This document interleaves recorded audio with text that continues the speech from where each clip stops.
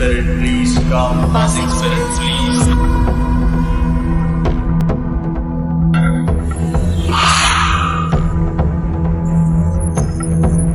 मेरा नाम सनी है।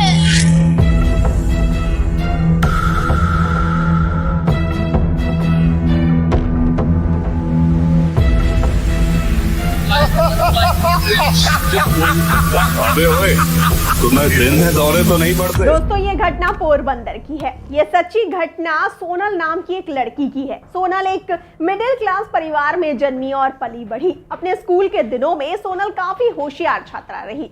घर में माता पिता की हर बात मानना और घर परिवार के काम काज में हाथ बटाना सोनल का स्वभाव था। दोस्तों जब सोनल 12वीं कक्षा में थी तब एक दिन अपनी सहेली के साथ पोरबंदर के समंदर किनारे घूमने गई।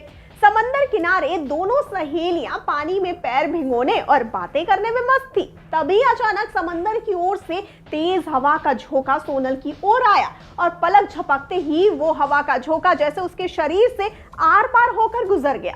इस घटना में सोनल बुरी तरह से डर गई क्योंकि सोनल को उस हवा के झोंके के साथ हूबहू अपने जैसी दिखने वाली लड़की भी दिखी थी जो सोनल के शरीर के साथ टकराकर सोनल के शरीर से आर पार करके निकल गई थी। उस वाक्य के बाद सोनल की जिंदगी ही बदल गई।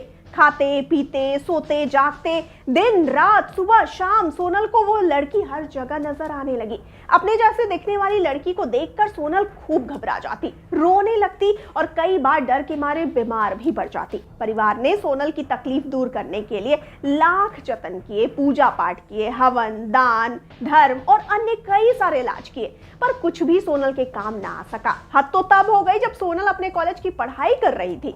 शहर के कॉलेज के प्रोफेसर ऐसे कमेंट पास करने लगे थे कि ये तो उसकी हूबहू कॉपी है और सोनल को देखकर ऐसे सरप्राइज होने लगते थे जैसे पुराना पाप सामने आने पर कोई पापी डर जाता है। ऐसा कहा जाता है कि आज से 35 से 40 साल पहले उसी कॉलेज में एक लड़की पढ़ती थी और वो अचानक गायब हो गई थी।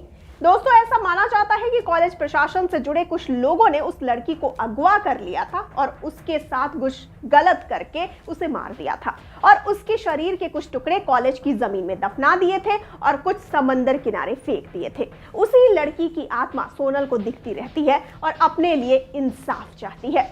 दोस्तों सोनल आज भी अपने जीवन में कभी कभी उस लड़की की परछाई देखने का अनुभव करती है, पर अब सोनल ने अपने डर का सामना करना बखूबी सीख लिया है।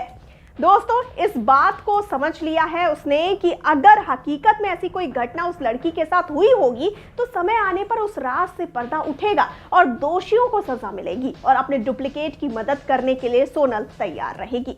तो दोस्तों क्या लगता है आपको, क्या ऐसे ही कोई कहानी दिख सकती है भूल भुलैया के सीक्वल में?